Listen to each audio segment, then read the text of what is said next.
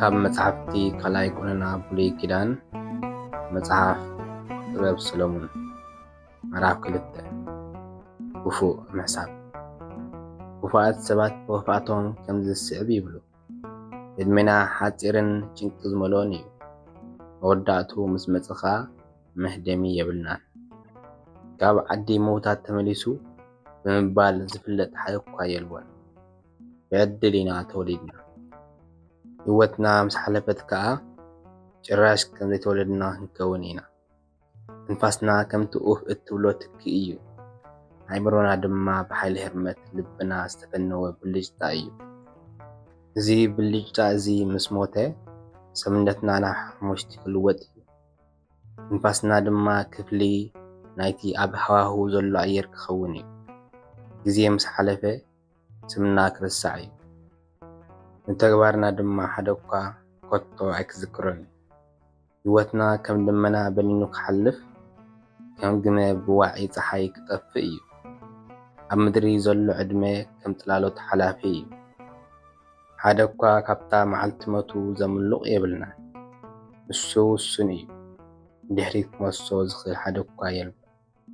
እምበኣር ንዑ ነቲ ኣብ ህይወት ዘሎ ጽቡቕ ነገር ብምግባር ንተሓጐስ።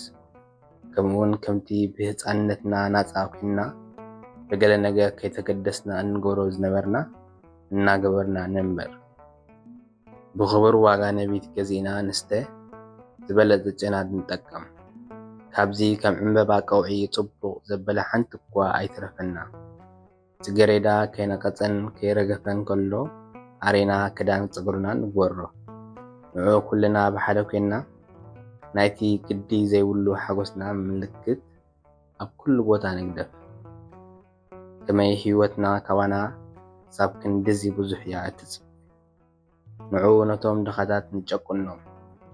ሽሕ እኳ ቁኑዓት እንተኾኑ ኣይንሓፎም።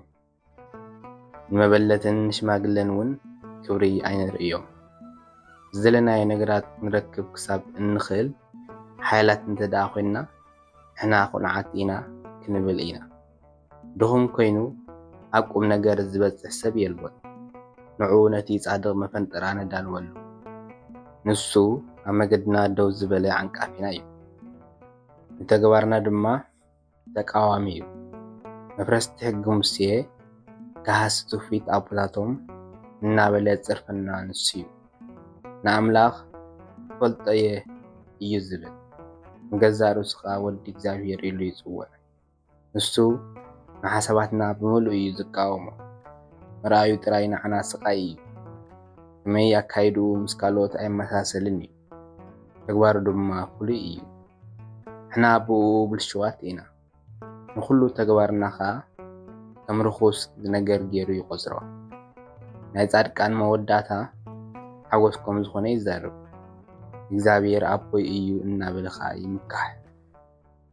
እስከ ዘረባኡ ሓቂ እንተኾይኑ ንርአ። እስከ ናይ መወዳእታ ህይወቱ እንታይ ከም ዝኸውን ንርአ። ዝጻድቕ ሰብ ወዲ ኣምላኽ እንተደኣ ኮይኑ ኣምላክ ክረድኦ እዩ።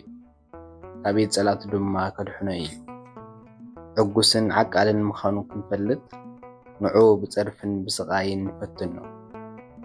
ከምቲ ንሱ ዝብሎ ኣምላኽ እንተኣድሓኖ ምእንቲ ክንርኢ ድማ ንዑ ሕፍረት ብዘለዎ ሞት ክመውት ንፍረዶ።